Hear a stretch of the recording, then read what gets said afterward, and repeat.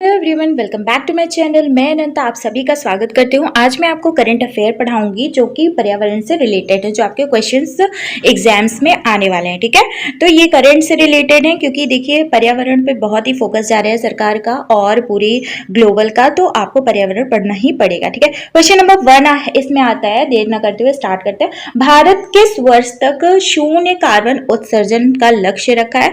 तो किस वर्ष तक रखा है? 2070 तक। ठीक है, 2070 तक नेट जीरो का मतलब ये होता है कि जितना ये कार्बन उत्सर्जन करेंगे उतना ही उसका डंपिंग भी हो जाएगा। ठीक है, कार्बन उतना ही मतलब कि न्यूट्रल भी हो जाएगा, क्या पेड़ वगैरह लगा के या फिर कार्बन उत्सर्जन कम करके। ठीक है, तो इस तरह से शून्य कार्बन उत्सर्जन होगा। ठीक है, जितना जितना ये उत्सर्जित करेंगे उतना ही यहाँ पे डंपिंग भी हो जाएगी। ठीक, अब इसमें क्वेश्चन नंबर 2 है, भारत की पहली कार्बन न्यूट्रल वाली पंचायत कौन बनी है? तो पहली कार्बन न्यूट्रल वाली पंचायत बनी है पल्ली, जम्मू कश्मीर के। ठीक, और क्वेश्चन नंबर 3 है, उड़ीसा के चिल्का झील में हुई दुनिया की पहली फिशिंग कैट गणना में कितनी मछली पकड़ने वाली बिल्लियां पाई गई हैं? तो कितनी मछली पकड़ने वाली बिल्लियां पाई गई हैं? 176। देखिए ये मछली पकड़ के जा भी रही है, यही मछली पकड़ने वाली बिल्लियां हैं। और यह गणना चिलिका विकास प्राधिकरण द्वारा the fishing cat project TFCP के सहयोग से आयोजित की गई थी। मछली पकड़ने वाली बिल्लियां एक विश्व स्तर पर संकटग्रस्त प्रजाति है जो दलदली भूमि, मैंग्रोव, बाढ़ वाले जंगलों और अन्य आर्द्र भूमि में पाई जाती है। तो मैंग्रोव जंगल कहाँ पाए जाते हैं भारत में? ये तो सभी को पता है, कमेंट सेक्शन में लिख के बताइए और इससे आपका रिवाइज भी होता रहेगा। क्वेश्चन नंबर 4 है, यहाँ पे फ्रेंड्स मैं आपको ये बता दूं कि ये आपको नोट्स मिल जाएगा आपके अपने टेलीग्राम चैनल फतेह इंग्लिश एकेडमी 6M पे। टाइम मैगजीन द्वारा वर्ष 2023 में जारी दुनिया के महानतम स्थानों की सूची में भारत के किन स्थानों को शामिल किया गया? तो कौन से स्थानों को शामिल किया गया? मयूरभंज और लद्दाख को शामिल किया गया है। देखिए ये मयूरभंज, लद्दाख इन वर्ल्ड्स ग्रेटेस्ट प्लेसेस ऑफ 2023। ठीक, क्वेश्चन नंबर 5 है, स्विस फर्म IQAIR द्वारा जारी वर्ल्ड एयर क्वालिटी रिपोर्ट 2022, इसमें क्या होता है ना कि एयर की क्वालिटी बताता है कि वहाँ पे एयर में कितना पोल्यूशन है, क्या है। ठीक है, के अनुसार दुनिया का सबसे प्रदूषित देश, ठीक है, देश कौन सा है सबसे प्रदूषित देश? चार्ट कौन सा है सबसे प्रदूषित देश है।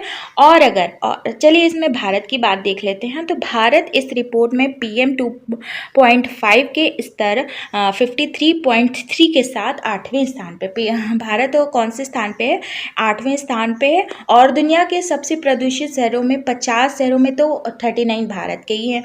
ठीक, और बांग्लादेश, बहरीन, पाकिस्तान, कुवैत, भारत, मिस्र, ताजिकिस्तान और इराक, चाड, बुर्किना फासो शीर्ष 10 सबसे प्रदूषित देश हैं। सोचिए भारत जो है 10 के अंतर्गत आता है प्रदूषित देशों में। ठीक, क्वेश्चन नंबर 6 है, Swiss air tracking index 2023 IQAIR 2023 के अनुसार दुनिया का सबसे प्रदूषित शहर, अभी तक आपको देश पूछ रहा था, अब शहर पूछ रहा है, तो शहर कौन सा है? लाहौर।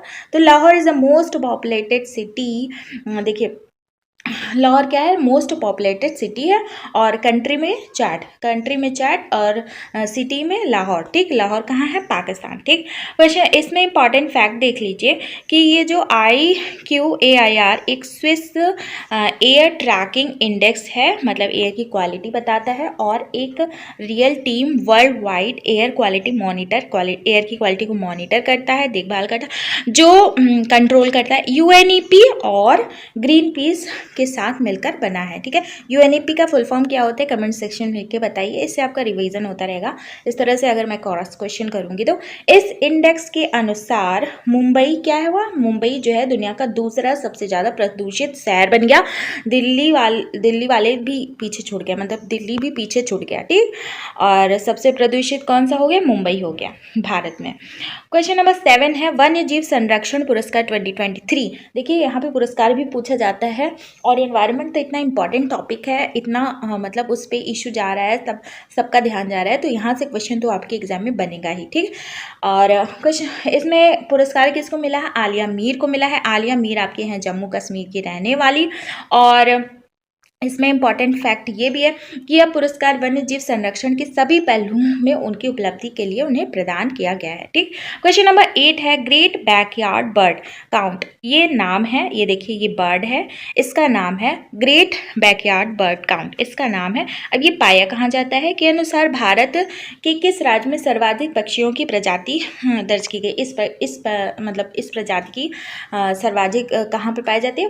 पश्चिम बंगाल में, पश्चिम बंगाल में। ठीक, अब क्वेश्चन नंबर 9 है पर्यावरण संरक्षण के लिए किस राज्य केंद्र शासित प्रदेश ने भारत की पहली समुद्री स्थानिक योजना एमएसपी की रूपरेखा शुरू की? तो कौन से शुरू किया? पुदुचेरी ने।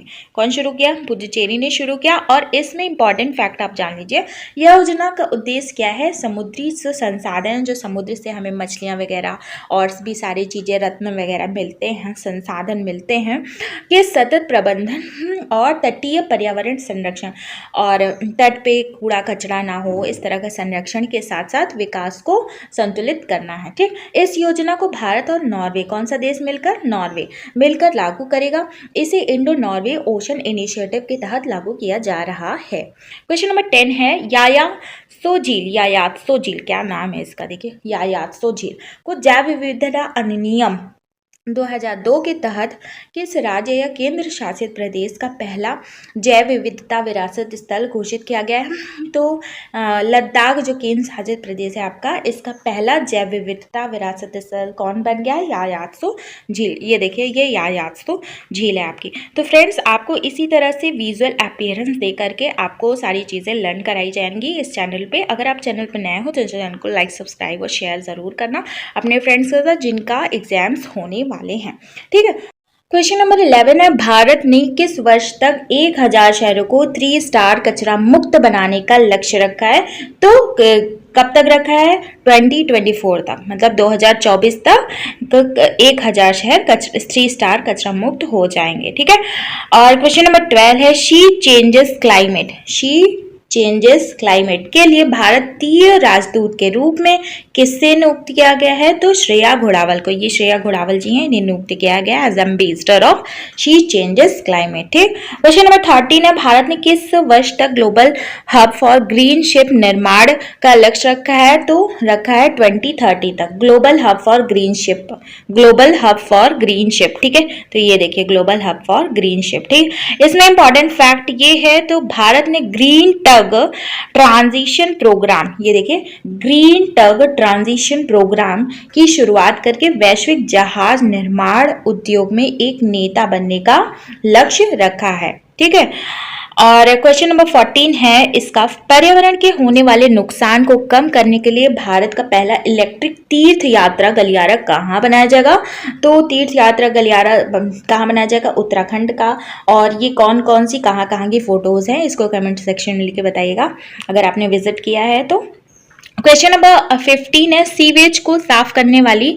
अब ये देखिए लोगों का सपना होता था कि रोबोट सब काम करेगा, अब यहाँ पे सीवेज को साफ करने के लिए रोबोट आ गया। ठीक है, रोबोटिक स्कैवेंजर, मतलब कि जो कचरा होता है ना नालियों में, उसको साफ करने के लिए रोबोट आ गया। तो बांदीकूट नाम रखा गया उस रोबोट का। और कहाँ पे? केरल में। देखिए उपयोग करने वाला भारत का पहला राज्य कौन सा बना? तो इस तरह का जो रोबोट है इसका उपयोग किसने किया? केरल ने पहली बार किया। और ये देखिए ये रोबोट है और इसने सीवेज को साफ करने के लिए इसको यूज़ किया जाता है। तो इससे जो होते हैं ना मैनुअल स्कैवेंजर, उनकी जो लाइफ होती है वो थोड़ी बच जाती है, क्योंकि उससे क्या होता था ना कि बहुत ज़्यादा डेथ हो रहा था मैनुअल स्कैवेंजर से इंसानों को। ठीक है, और क्वेश्चन नंबर 16 है पर्यावरण के प्रति जागरूकता बढ़ाने के लिए किस राज्य के मुख्यमंत्री ने लाइफस्टाइल फॉर एनवायरनमेंट अभियान शुरू किया गया? असम ने। ठीक है, देखिए ऐसी लाइफस्टाइल बना लिया जाए ना कि हमारे एनवायरनमेंट को कोई नुकसान ना पहुंचे। हम लोग इस तरह से जिए, जैसे मान लीजिए आप कमरे में बैठे हैं तो कमरे से उठ के जा रहे हैं तो फैन ऑफ कर दीजिए। तो इस तरह की लाइफस्टाइल आप अपनाइए, तो इससे क्या होगा एनवायरनमेंट के प्रति वो जागरूकता बढ़ाने के लिए इन्होंने ये लाइफ को अभियान को शुरू किया। ठीक है, और ये देखिए यहाँ पे आश्रम के हैं शुरू किया है। और क्वेश्चन नंबर 17 है, लोगों को वनों की आग की रोकथाम के बारे में जागरूक करने के लिए, देखिए कौन सी किसकी आग की, वनों में जो आग लग जाती है उसके लिए जागरूक करने के लिए हटेगी फूलनु लौटेगी चारागाह नामक अभियान किस राज्य ने शुरू किया गया? हिमाचल प्रदेश ने। ठीक है, तो हिमाचल प्रदेश ने शुरू किया वन अग्नि रोकथाम के लिए नियंत्रण एवं हटेगी फूलनु हटेगी क्या फूलनु, कैसा नाम है, फूलनु लौटेगी चारागाह। ठीक, जागरूकता अभियान। क्वेश्चन नंबर 18 है, जल संरक्षण के लिए जल शक्ति अभियान कैच द रेन 2023 को किसने शुरू किया? तो हमारी राष्ट्रपति जी ने, द्रौपदी मुर्मू जी ने। ठीक है, तो ये किस जनजाति के हैं उसको लिख के बताइएगा, कौन सी जनजाति के हैं आपके राष्ट्रपति जी। और इसके इंपॉर्टेंट फैक्ट देख लीजिए, यह अभियान मानसून के मौसम में जल संरक्षण को जन अभियान में बदलने का एक प्रयास है। देखिए जहाँ भी जब बारिश होती है ना, तो ऐसी जगहों पे क्या करना है कि जल को किस तरह से आप संरक्षित करते हैं। ठीक है, तो इसके लिए एक जो अभियान है इन्होंने शुरू किया। कौन सा अभियान शुरू किया?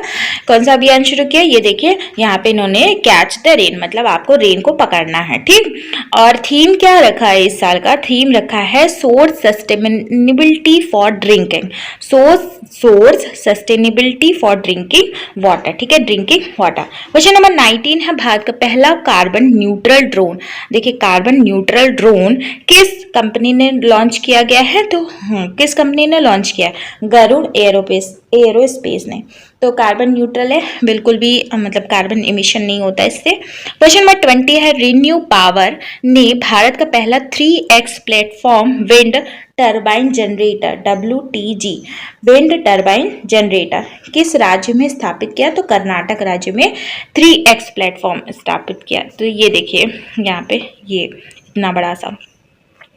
क्वेश्चन नंबर 21 है, भारत का पहला H2ICE तकनीक से चलने वाला हाइड्रोजन ट्रक किस कंपनी ने लॉन्च किया? तो लॉन्च किया है रिलायंस इंडस्ट्रीज ने। देखिए इंडिया का पहला H2ICE technology truck on road, ठीक है, हाइड्रोजन से चलता है। तो इसमें इंपॉर्टेंट फैक्ट देख लीजिए, यह देश का पहला I2ICE टेक्नोलॉजी वाला ट्रक है। इंडिया एनर्जी वीक में प्रधानमंत्री नरेंद्र मोदी ने इस ट्रक को हरी झंडी दिखाकर रवाना किया। ठीक है, हाइड्रोजन इंटरनल कंबशन इंजन इसका ये फुल फॉर्म है। संचालित ट्रक से करीब करीब 0 उत्सर्जन होता है। सोचिए कितना अच्छा है, 0 कार्बन उत्सर्जन होगा तो कितना अच्छा होगा हमारे एनवायरनमेंट के लिए, हम सभी के एनवायरनमेंट के लिए।